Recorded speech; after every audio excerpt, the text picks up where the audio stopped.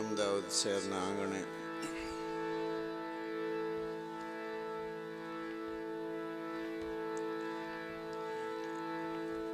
શ્રી રામદેવ કૃપા કરીને પ્રેમ અમ પર રાખજો એ અંતર્ગત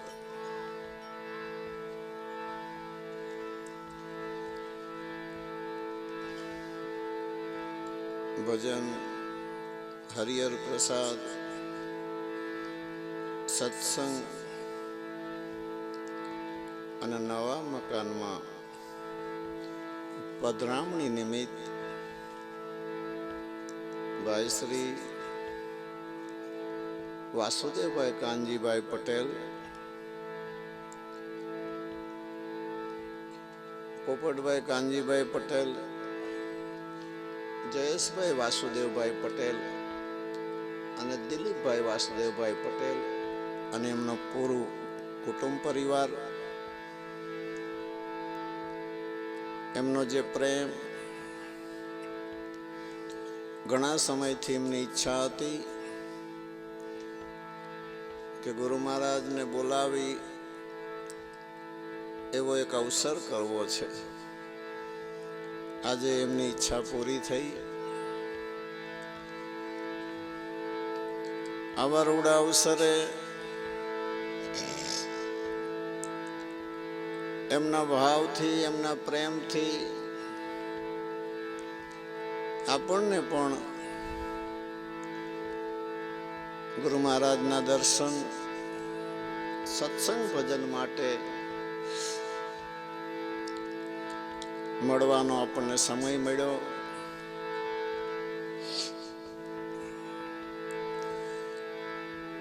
આવા રૂડા અવસરે માંગલિક પ્રસંગે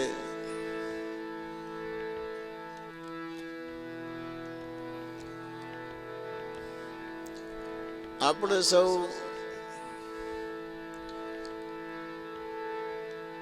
એક ધર્મ, આધ્યાત્મિક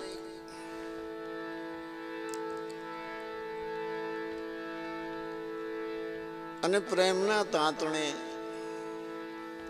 બંધાયેલ સવા ભગતની જગ્યા રામદેવ પીર મંદિર પીપળી ધામ, સવારામ બાપાની ચેતનાની પરંપરામાં જે કંઈ નાતો ધરાવનાર સેવક પરિવાર, અન્ય જે કંઈ ભાઈશ્રીના સગાવાલા મિત્રો, અન્ય જે કોઈ ગુરુ પ્રેમી, સંત પ્રેમી, હરિપ્રેમી, દર્શન પ્રેમી, પ્રસાદ પ્રેમી, સત્સંગ અને ભજન પ્રેમી,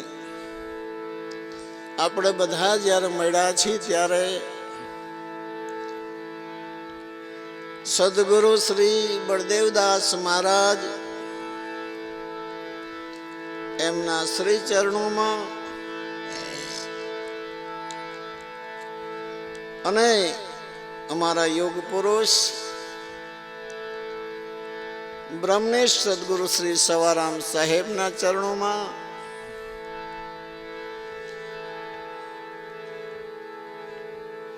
વાસુદેવભાઈ કાનજીભાઈ પટેલે જે આપણને આવો અવસર આપ્યો છે, નિમિત્તે આપણે સૌ મળી આવા મહાન પુરુષના ચરણે આ પ્રસંગ નિમિત્ત કોટી કોટી પ્રણામ કરીએ. આપણા ઈષ્ટદેવ અલગધણી બાબા રામદેવજી મહારાજના ચરણે આપણો જે ભાવ, પ્રેમ, આપણા ઈષ્ટદેવ છે એમના શ્રી ચરણે આપણે સૌ કોટી કોટી સાષ્ટાંગ દંડવત પ્રણામ કરીએ.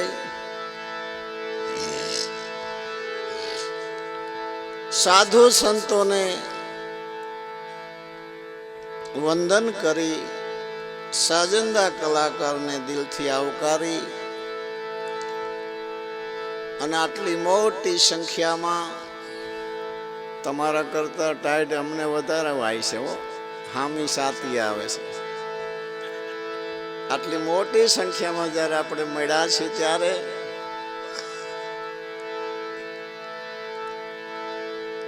આપ સૌને હૃદયથી પ્રેમથી આવા રૂડા પ્રસંગે ભાઈ શ્રી વાસુદેવભાઈ કાનજીભાઈ પટેલના પરિવાર અને હું પોતે આપ સૌને આવકારી ખૂબ ખૂબ અભિનંદન, ધન્યવાદ. જય સિયારામ.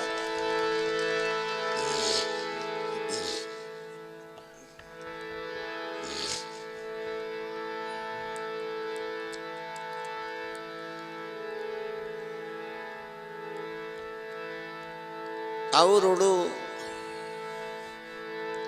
જે શહેર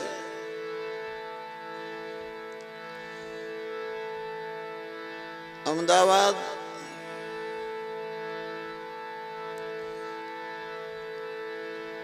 આ ધરતીમાં જે વસતા હોય તે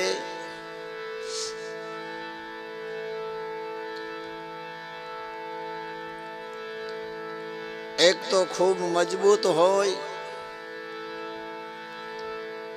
કોઈથી છેતરાય નહીં,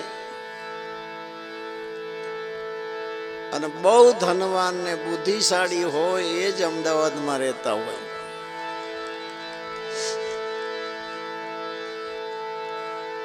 કારણ ફરતા ફરતા અહમદ શાહ બાદશાહને વિચાર આવ્યો કે મારે નગર વસાવવું છે, રાજધાની વસાવી, ક્યાં વસાવવું?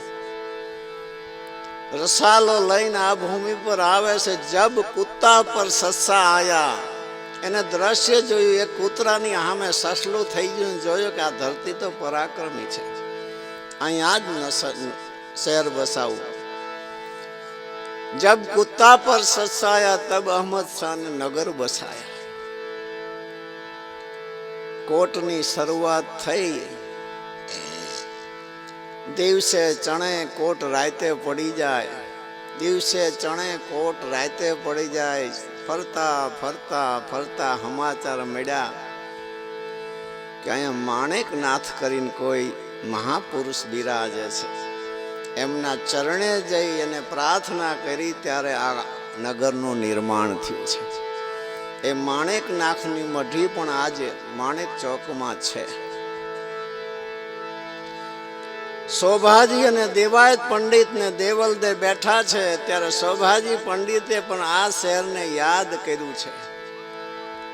કાંકરિયા તળાવે તંબુ તાણશે, 100 ગામની શિવ 100 નહીં હતા તો બધા એથી વધારે ગામડા અંદર આવી ગયા છે. રૂડી દિશે રડિયામણી ભેળા અર્જુન ને ભીમ. જતી સતીને સાબરમતી, ત્યાં હશે સુરાના સંગ્રામ. કાયમ કાલિંગાને મારશે, નકલંગ ધરશે નામ. આવી પરાક્રમી ધરતીમાં આજ આવ્યા છે. ગુરુ મહારાજે થોડી ઘણી જે કંઈ કૃપા કરી એમની શાન ભાન વડે જે કંઈ બુદ્ધિમાં થોડું ઘણું જે સમજાણું છે એને ધીરે ધીરે મનોમંથન કરી વર્ષોથી આપણે આ સત્સંગ અને ભજનની લહેરની અંદર આનંદ કરીએ છીએ. જે દેશની અંદર મહાન સમર્થ પુરુષો આવ્યા હોય, જે ધરતી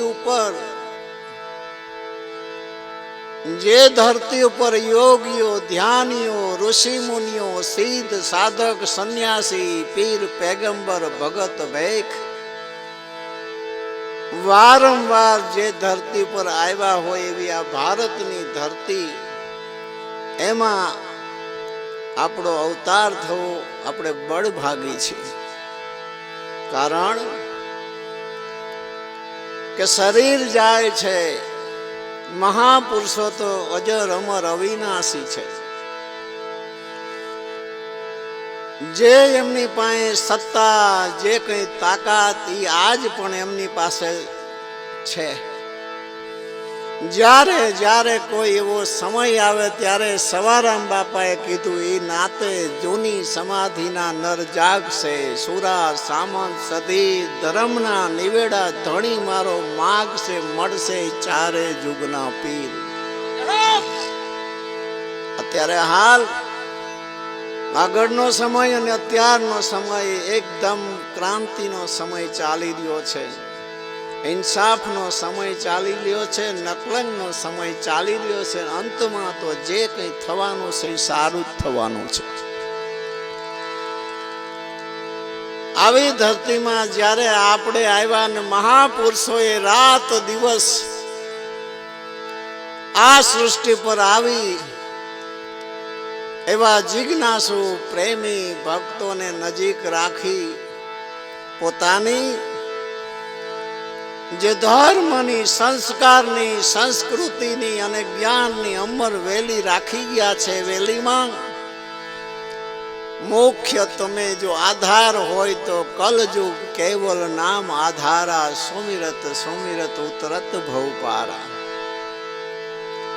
એની સાક્ષી સવારામ બાપાએ પૂરી કે વેદ પુરાણ ને શાસ્ત્ર કરે નામ તણા વખાણ, સદગુરુના ચરણા સેવતા પડી નામની જાણ.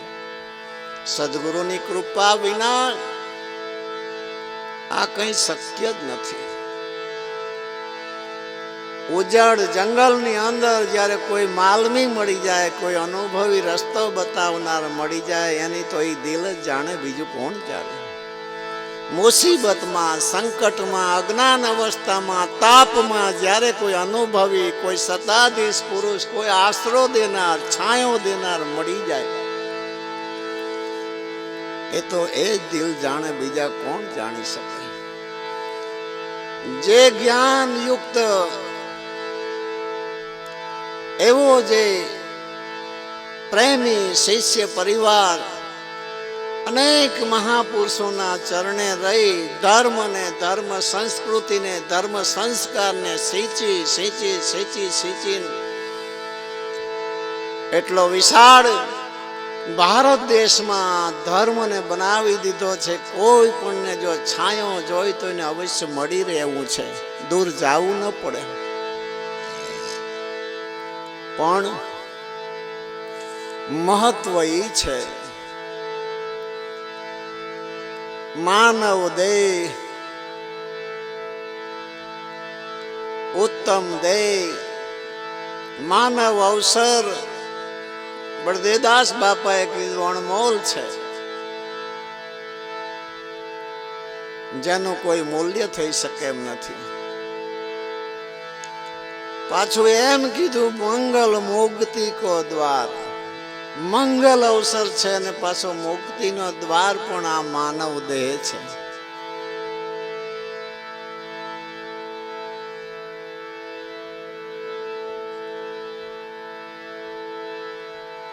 કહે બળદેવ માનવને ધન્ય છે જેના દેવ ઈચ્છે દીદાર. સવારામ બાપાએ કીધું કરતાની જોને કારીગરી તુજથી નહીં થાય. આ શરીર બનાવી તુજને સોંપ્યું, એની કહો કિંમત શું અંકાય. પૂરી પૃથ્વીની સાહેબી હોય તો પણ શરીરના તોલે નહીં. શું કામ? યુગાન યુગથી અનંત અવતાર લેતા લેતા લેતા લેતા જ્યારે આપણને સહેજે માનવ અવસર મળ્યો છે, ચાર ખાણીમાં ઉત્તમમાં ઉત્તમ માનવ અવસર મળ્યો છે. અને સવારામ બાપાએ કીધું તન તુંબડું મળ્યું માલમી. આ શરીરમાં એવી રચના છે, તમારે જે બનવું હોય, દેવ બનવું હોય, દાનવ બનવું હોય, માનવ બનવું હોય, સંત બનવું હોય કે ભક્ત બનવું હોય, આ શરીર દ્વારા જ તમે બની શકો. એમાંય કર્મ મુખ્ય છે. ભૂતકાળમાં પણ 3 કર્મના સંજોગે જ, ભૂતકાળ કર્મના આધારે, ભૂતકાળ પ્રારબ્ધ કર્મના આધારે જ આપણને આ લોકમાં સુખ અને દુઃખ, કડવા અને મીઠા મેવા લેવા માટે આ શરીર આપણને મળ્યું છે ને આ દેહની જાત્રાએ આપણે આવ્યા છે. અહીંયા કાયમ કોઈ રિયા નથી ને રહેવાના પણ નથી. છતાંય જીવન પૂર્વ પ્રારબ્ધ કર્મ ભોગવતા ભોગવતા નવા જે કર્મ થાય છે એમાં જો ધ્યાન રહે, કેવું ધ્યાન કે જે કર્મ ભવિષ્યમાં ભોગવવું ન પડે એના માટે શું કરવું. 3 સ્થાન બતાયા, હરિ ગુરુ સંત. ઠરવાના 3 સ્થાન બતાયા છે. આ સિવાય આ સૃષ્ટિ પર જીવ માટે કોઈ બીજી યુક્તિ નથી. કારણ કે પ્રારબ્ધ કર્મ ભોગવવા માટે આવ્યો છે, ઋણ સંબંધ ભોગવવા માટે આવ્યો છે, અને જ્યારે પૂરું થાય તને નવા જે કર્મો થયા હોય છે એ સંસ્કાર લઈને પાછું આગળ એને જવું પડે છે. આ વાતને જો પૂરી કરવી હોય, આપણા મહાપુરુષોએ જે આપણને જ્ઞાન દીધું છે, વેદમાંથી પણ બહુ ટૂંકું કરી દીધું, પુરાણમાંથી ટૂંકું કરી દીધું, શાસ્ત્રમાંથી ટૂંકું કર્યું, ઉપનિષદોમાંથી ટૂંકું કર્યું, ભાગવતમાં, રામાયણમાં ને ગીતામાં એથી ટૂંકું મહાપુરુષે કરી નાખ્યું.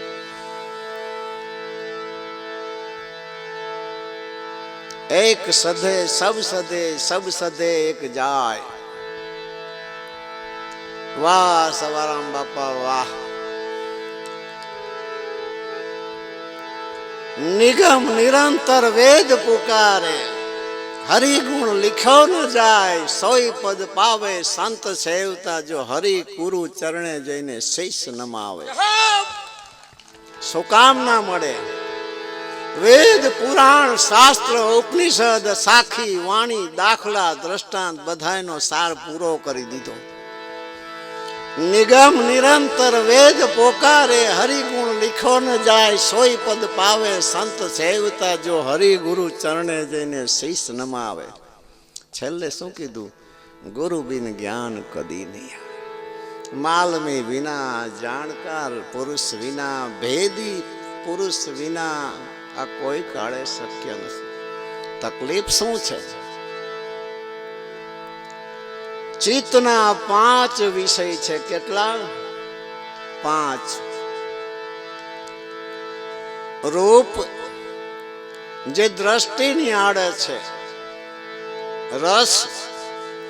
રસના જે સ્વાદ લે છે, ગંધ નાસિકા જે સુગંધ લે છે, શબ્દ શ્રવણ ઇન્દ્રિય સાંભળે છે, શબ્દ સ્પર્શ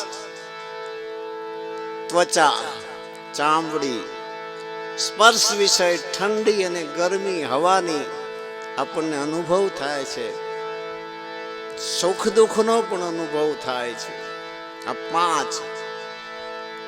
સવારામ બાપા બળદેવદાસ બાપાએ એમ કીધું કે 5 છે. કેટલા? અને એની 5ની પાસે એવી શક્તિ છે કે જો કોઈ સાચા સંત મળી જાય તો આ 5 પાસેથી ધાર્યું એવું કામ લઈ શકાય છે.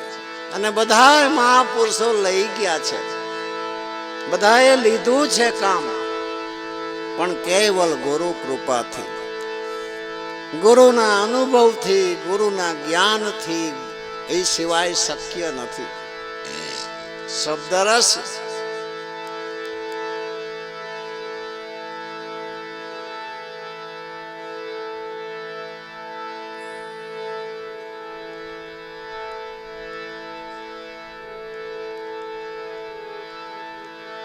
મૃગનો છે.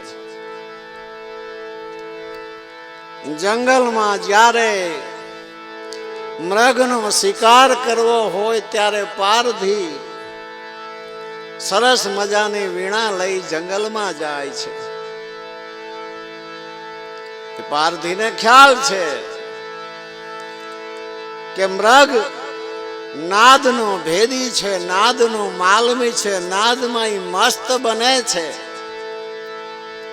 માટે એનો શિકાર વીણા સિવાય શક્ય નથી. એ વીણા લઈ જંગલમાં જાય અને વીણા બજાવે છે અને ધીરે ધીરે બ્રહ્માંડમાં ઈ નાદ મૃગના દિમાગમાં જ્યારે ધીરે ધીરે પ્રવેશ કરે છે ત્યારે એ પારધીની બાજુ નજીક ધીરે ધીરે ધીરે આવી અને નાદની અંદર મસ્ત અને મશગુલ બને છે, જ્યાં તન મનની સુધી ભૂલે છે. પારધીને ખબર પડી ગઈ કે આ સુધી ભૂલ્યો છે, તરત જ એના મસ્તકને છેદી નાખે છે. સ્પર્શ વિષય હાથીનો છે. હાથી પકડવા વાળાને ખબર છે કે હાથીની કામાંદ છે, માટે હાથીને પકડવા માટેનો રસ્તો મોટી ખાડ બનાવે છે અને ખાડ ઉપર ઘાસ પાથરીને ઘાસ ઉપર કાગળની હાથણી ઊભી રાખે છે અને જ્યારે હાથી હાથણીને વારે છે અને કામાંદ બને છે, દોડે છે, ત્યારે ખાડમાં પડે છે અને પછી એને પારધી કબજે કરે છે. આ બીજો વિષય રૂપ વિષય.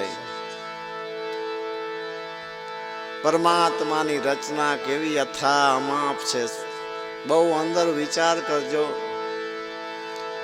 અગ્નિ કોને ગમે? અડી તો જોવો દીવો કરીને, પણ એ રૂપની તાકાત તમે જોઈ લો. જ્યારે દીવો પ્રગટે પતંગિયો આવે, ફટ એ અગ્નિમાં હોમાય, એક પાંખ બળી જાય, પાછું ઉડીને પડે, બીજી પાંખ બળી જાય, પાછું ઉડીને પડે, પ્રાણ તજી દેશે. તમે વિચાર કરો આ વિષયની તાકાત. રસ. માછલી પકડવા વાળાને ખબર છે કે માછલીની રસનામાં રસ વિષય વધારે છે. એ લોટની અંદર ખાંડ નાખી ગોળી બનાવી, લોખંડનો કાંટો બનાવી, દોરો બાંધી અને જલમાં નાખે છે. ભટ્ટ દઈને એ માછલી બટકું ભરે છે, એ કાંટો તાળવે નીકળે છે અને માછલીને બહાર ખેંચી લે છે. ગંધ. ભમરો.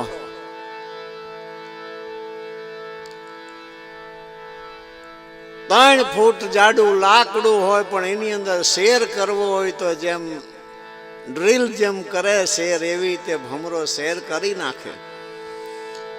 પણ એનામાં એક સુગંધ વિષય બળવાન છે અને એને કમળ બહુ ગમે છે.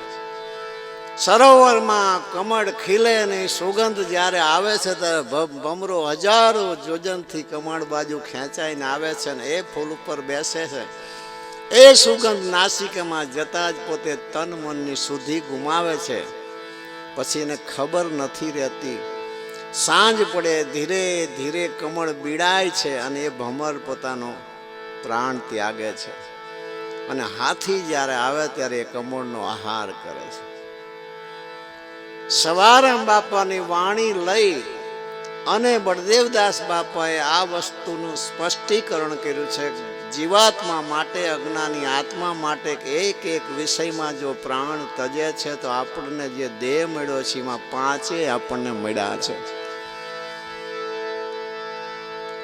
તો ગુરુ વિના પાર ઉતરવાની કોઈ શક્યતા નથી. અને ગુરુના શરણે, સંતના ચરણે જ્યારે જઈએ છે તો એક તો પહેલો વિચાર એ આવે કે પહેલા આપણી જે બુદ્ધિ છે એને બાદ કરવી પડે છે. કારણ કે એ બુદ્ધિમાં એવી કોઈ જોગવાઈ નથી કે સંતને, ગુરુને, મહાપુરુષોને, અવતારી પુરુષોને આ બુદ્ધિ કોઈ પ્રમાણી શકે, માપી શકે. ધર્મમાં, ધર્મ માર્ગમાં, પંથની અંદર બે વસ્તુ મહત્વ મહાપુરુષોએ બતાવી છે: શ્રદ્ધા અને વિશ્વાસ. શ્રદ્ધા અને વિશ્વાસના આધારે જો પડી જાય અને બીજું કે કદાચ મહાપુરુષે જે કીધું તે એ કંઈ પણ ન યાદ કરે તો પણ જે કઈ વાણી દ્વારા, સત્સંગ ભજન દ્વારા જે માર્ગનો રસ્તો મળ્યો, જે સમજ મળી, એનાથી એટલું તો ખબર પડી કે આ બધા આવું આવું કંઈક કરી અને કંઈક પામ્યા છે. ભક્તિ કરીને, સેવા કરીને, પરમારથ કરીને કંઈક પામ્યા છે, એ તો બધાને ખબર છે. પરોપકાર કરીને કંઈક પામ્યા છે, શ્રદ્ધામાં કંઈક પામ્યા છે, વિશ્વાસમાં કંઈક પામ્યા છે, સમરણમાં, ભજનમાં, તપમાં, ત્યાગમાં, ધ્યાનમાં આવા આવા સાધન કરીને પામ્યા છે, એટલી તો ખબર છે. માનવને તો શું કહેવાનું હોય. બાપુએ તેમાં કીધું, બળદેવ કહે, બળદેવ માનવને ધન્ય છે જેના દેવ ઈચ્છે દીદાર. જે આવા કર્મ કરી ગયા. કેવા સવારામ બાપાએ એક સરસ મજાની નોંધ ભજનમાં લીધી છે. એક જંગલ છે, જંગલની અંદર એક વૃક્ષ છે. શિયાળાની પો મહિનાની ઠંડી છે, હિમ પડ્યો છે. જંગલમાં રણ પ્રદેશ છે ને ક્યાંક ક્યાંક ઝાડ છે ને એક ઝાડ ઉપર માળો છે ને માળામાં એક હોલો ને હોલી રહે છે. અને એક સવારામ બાપાએ લખ્યું છે, અસુરો અતિથી ચાલ્યો. એક તો શિકાર કરવા પોતે નીકળો છે, એ નક્કી થાય છે કે અસુર શબ્દનો ઉપયોગ કર્યો છે. રણ વગડે થઈ ગઈ રાત, દુખી દશા જોઈ તેની તનમાં ઉપજ્યો ત્રાસ. હવે રજની કેમ જાશે, આવું સંકટ દેખી સોચમાં પડ્યો. હોલો ને હોલી ઝાડ ઉપર માળામાં બે બેઠા છે. અસુરો છે, શિકારે નીકળો છે. રાત પડી ગઈ, ઠંડી બહુ હતી, ઘરે પહોંચાય એવું હતું નહીં. અને એ ઝાડનો આશરો લીધો અને ઠૂંઠવાય છે.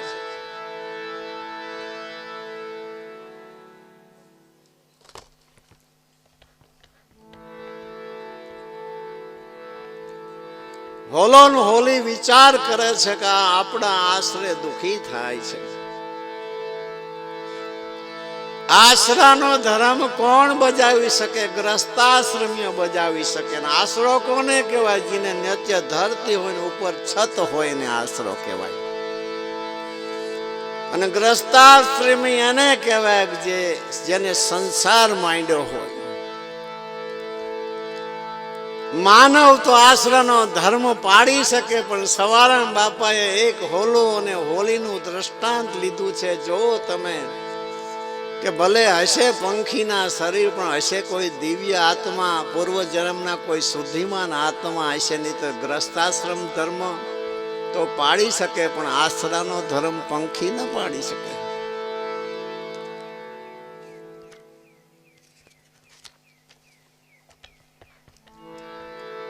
હોલાએ હોલીને પૂછ્યું કે સતી, સાચવો ને આશરાનો ધર્મ કોણે સાચવો?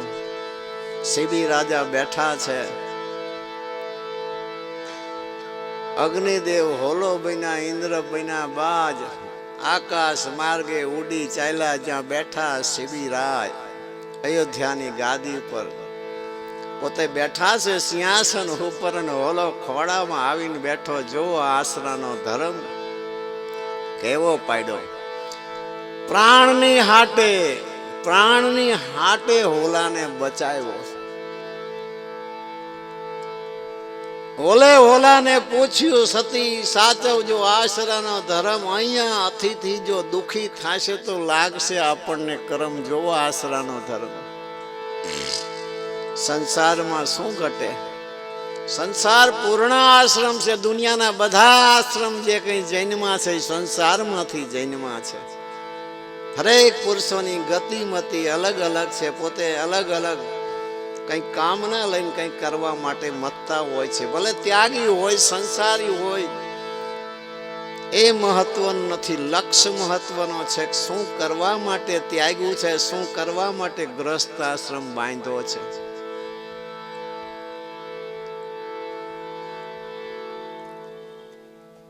હોલે હોલીને પૂછ્યું સતી સાચું આશરાનો ધર્મ.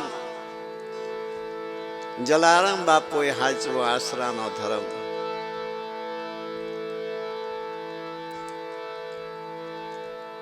ભગવાન જયારે ચિત્તમાં આવે ને ત્યારે આપણને વાર્તા બહુ મીઠી લાગે કે જલારામ બાપુ ની આ ભગવાન આયા. ભગવાન નહીં, સાધુ આવ્યા. આ આપણા ભક્તોની મજા છે. સાધુમાંય જેને ભગવાન જોયા છે અને આશરાનો ધર્મ પાડ્યો છે. મહાત્મા આવ્યા, 70-80 વર્ષની ઉંમર, આંખે ઓછું દેખાય, ભેટ પૂજા આપી, કીધું ભગત દક્ષિણા નથી જોતી, પણ શરીર કામ કરતું નથી, સેવા માટે તારી પત્ની જ હોય છે. વર્ષો જતા રહે, આવા દાખલાને આજ યાદ શું કામ કરવા પડશે? એક હજાર લાખે વિચારા, એક પુરુષો, એક ભક્ત એવા કામ કરી ગયા છે કે આજે આપણે મગજથી વિચારી તો અહીંયા બુદ્ધિ ટૂંકી પડે. વીરબાઈના હાથમાં લોટનો લોયો લઈને પોતે રોટલા બનાવે છે. જલારામ બાપુ રસોડામાં જાય છે. વીરબાઈ, એક સાધુ આવ્યા છે, તો કઈ વાંધો ને, જમાડી દો, પેટ પૂજા દઈ દો. કે એમ નથી, તમને માગે છે. એ તો તમારે જોવાનું, એ મારે જોવાનું ન હોય, આપી દો. ભગવાનનો નિર્ણય તો જ્યારે ભગવાન લઈને નીકળ્યા સાધુ, અને પોતે એમ વિચાર્યું કે હવે આમને હું ક્યાં લઈ જઈશ. જોડીને ઝંડો આપીને સહેજ સૂર્યનારાયણ આથમાં ને ઓટલા પર બેસાડીને કીધું કે હમણાં આવું છું, તમે અહીં બેસો ને જતા રહ્યા. વીરબાઈ રાત્રે ઘરે આવ્યા ત્યારે ભગવાનનો નિર્ણય આવ્યો. કરનારા જે કરી ગયા છે એમાં આ વાત તો એથી ઊંચી છે. આશરાનો ધર્મ સવારામ બાપાએ જે પાડ્યો છે એવો તો કદાચ કરોડોમાં કોઈ દાખલો મળશે. એમને પણ એવો સમય આવ્યો તો બાપા સાધુ સ્વરૂપે આવ્યા ત્યારે આશરાનો ધર્મ એક જ સેકન્ડમાં પાડ્યો છે. જ્યારે જબુબા શરણે આવ્યા ત્યારે પણ આશરાનો ધર્મ પાડ્યો છે. આ વસ્તુ કહેવા એવી નથી અને કેવી ફાવે એવી નથી. નહીતર સવારામ બાપા હોલો હોલીનું દ્રષ્ટાંત લે નહીં. સવારામ બાપાની જગ્યામાં જ, સવારામ બાપાની નજર નીચે જ, એમની છાયામાં જ આ કોઈ ઘટના ઘટેલી છે તો જ આ પુરુષ લખે, નહીતર લખે નહીં. અન્ન પાણી અત્યારથી હોલો કે મારે હરામ. જો અતિથી નીચે ઠંડીમાં થર થરે છે અને બે હોલો ને હોલી વિચાર કરે છે કે આપણા આશરે આવ્યો છે, આપણે એને મદદ કરવી જોઈએ. અન્ન પાણી અત્યારથી હોલો કે મારે હરામ. પ્રાણ બચાવો પરદેશીના એ જ મારો ધર્મ. ત્યાંથી ઓલો ઉડ્યો, અગ્નિ લાવીને આગળ ધર્યો. પંખીએ કેવો વિચાર કર્યો, શિયાળાનો ટાઈમ, ઠંડી અને હિમ પડેલો, ઉડ્યો. જ્યાં સુધી અગ્નિ ના લાવું ત્યાં સુધી અન્ન અને જળ હું હરામ કરું છું. એક ખેતરમાં ખેડૂત તાપતા હતા અને એ તાપણામાંથી એક લાકડી ચાંચથી પકડીને ઉડ્યો અને જ્યાં અતિથી ઝાડ નીચે બેઠો તો અહીંયા જઈને અગ્નિ મૂકી દીધો. અને પછી મૂકીને જતા નથી રહ્યા.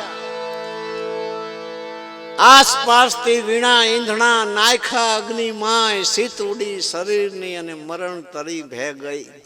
એ જ હોલાએ આસપાસથી નાના નાના ઘાસ, તણખલા, લાકડાના દંડીકા લાવીને પણ એમાં નાખ્યા.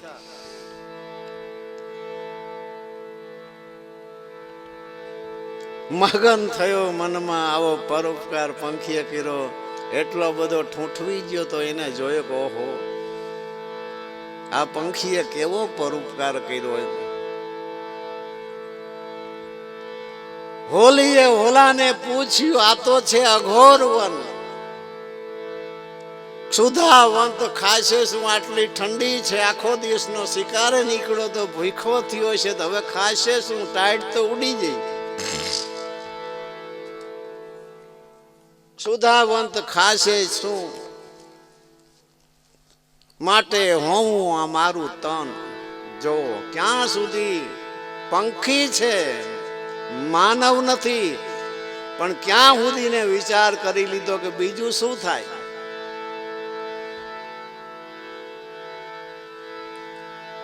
હોલીએ હોલાને પૂછ્યું, આ તો છે અઘોરવન. પેલા હોલાએ કીધું, હવે જો હોલી કે છે નર નારીનો મતા જોઈલો એક.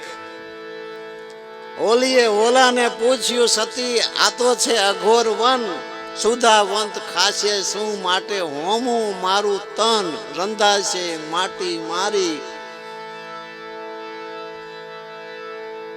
અસુર છે તે ખાશે ખરો.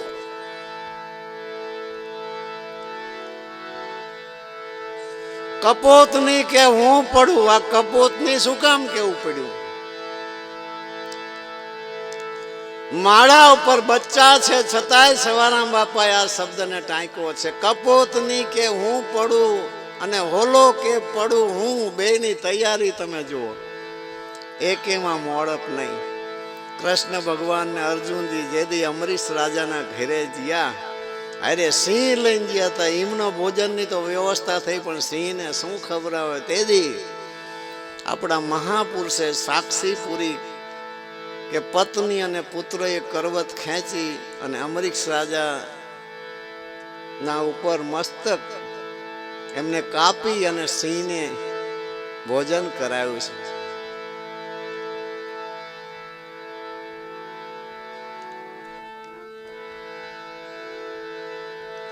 કપોતની કે હું પડું અને હોલો કે પડું હું, પુરુષથી પ્રજા હચવાશે ની માટે બચલા બચાવજે તું.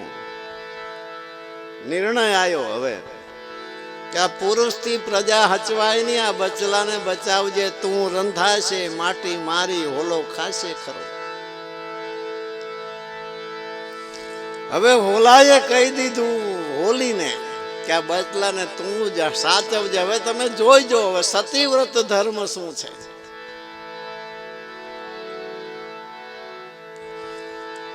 હોલો પડ્યો અને જ્યારે એ માંસ રંધાણું અને જ્યારે અસુરે ખાધું, પછી હર હર કરતા હોલી પડીને પડતા કર્યો પોકાર, નોધારના આધાર તું રામા થાજે અમ રખવાડ. બચલાને મેલા માડે આવો સતવ્રત સતીએ પાડ્યો ખરો. એને માથે જવાબદારી ન રાખી, એ રામદેવજી મહારાજને જવાબદારી દઈ દી. આ શબ્દનો વણાક એમ કે છે કે સવારામ બાપાની નજરમાં કોઈ ઘટના બનેલી છે.